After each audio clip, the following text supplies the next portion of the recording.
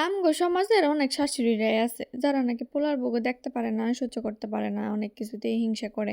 নিজের মাইয়ার বেলায় দেখা যায় নিয়ম হয় এক, আবার পোলার বউয়ের বেলায় নিয়ম হয় আরেক। পোলার বউয়ের সাথে এসব করতে পারে কেন জানেন? যখন বুঝতে পারে তারা যে পোলাটাই তো আমরা যা কই তাই শোনে। আমরা এই যে তার বউয়ের সাথে এতই উল্টাপাল্টা করি, দুই নিয়ত করি, সে তো আমগো কিছুই কয় না। তার মানে পোলার বউরে যত কিছুই করি না কেন, পোলা তো কিছু কইবই না। এই জিনিসটা ওনারা যখন বুঝতে পারে তখন কিন্তু বেশি কইরা চাপ দেয়। পরের মায়েরা কষ্ট দিতে ওনাদের আবার ভীষণ ভালো লাগে। আর যখন বুঝে যে ফুলা তো আমরা যা কই তাই শোনে, হ্যার বউর সাথে যতই উল্টাপাল্টা করি, দুই নিয়ত করি, ফুলা তো আঙ্গ কিছুই কইব না। ফুলা তো আঙ্গ বকতো একদম। কিন্তু ঠিক আছে, আপনারা এদিক দিয়ে ছাড় পাইতেছেন, যা মন চায় তাই করতেছেন। কিন্তু উপরওয়ালা তো দেখতেছে আপনারা ২ নম্বরই যে করতেছেন। এটার বিচার কিন্তু সময় মতো ঠিকই হইব। একমাত্র উপরওয়ালার বিচারই কিন্তু দেরিতে হয়। ওটা সাথে, সাথে হয় না। তখন কিন্তু ঠিক বুঝবেন মজা। আপনার পোলা সবকিছু ছাড় দিতেছে, মাইনা নিতেছে, তার মানে এই না যে আল্লাহর কাছ থেকেও ছাড় পাইয়া যাবেন। পোলার বউয়ের হক নষ্ট করবেন, সবকিছু থেকে ওরে বঞ্চিত করবেন আর শুধু বাসার কাম-কাজ করাইবেন। এটা খুব মজা লাগে না? এটার বিচার তো হইবই একদিন।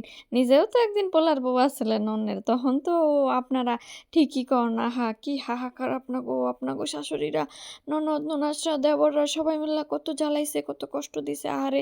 খাইতে দেয় নাই, ঠিকমতো পিনতে দেয় নাই। ঠিক সেম কাজটাই তো পোলার বউগুলোকে করেন। এটা আবার যে খুব মজা লাগে।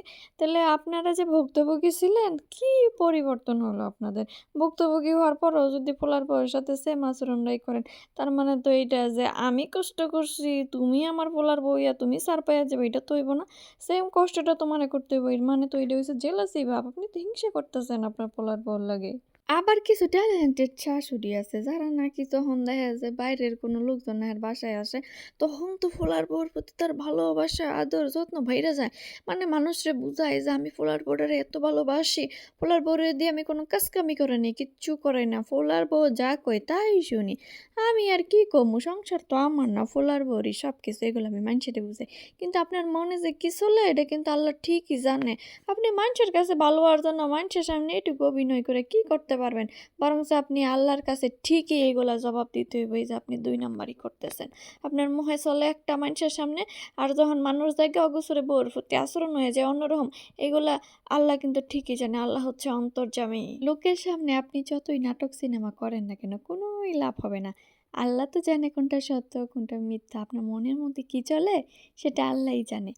তো আপনি যেটা ফল্ট করছেন সেটার জন্য কিন্তু হিসাব দিতে হবে। আর আমি যেটা ফল্ট করছি সেটার জন্য আল্লাহর কাছে হিসাব দিতে হবে। সেটার জন্য কিন্তু প্রস্তুত থাকা উচিত। কথা বলতে, বলতে আজকে চিকেন মাসালা রান্না করলাম। সবাই ভালো থাকবেন। Tata, bye bye. আল্লাহ হাফেজ।